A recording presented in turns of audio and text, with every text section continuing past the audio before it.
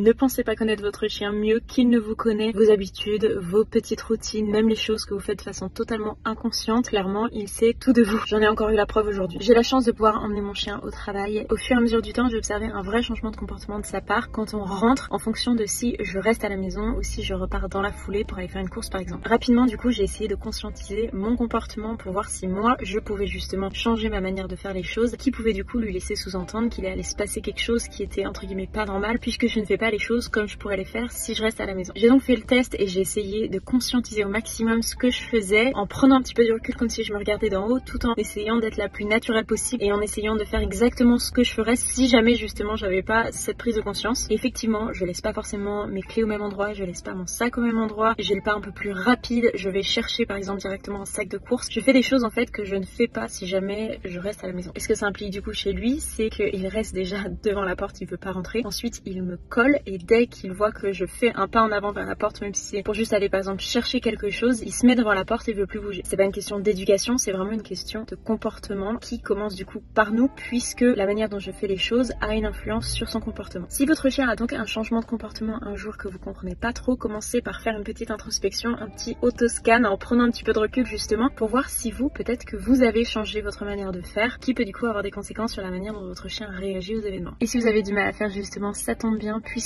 c'est mon métier. J'accompagne justement des personnes qui ont un chien dans la compréhension du comportement canin et de la gestion émotionnelle. Vous retrouverez toutes les infos concernant les séances dans la bio sur mon profil.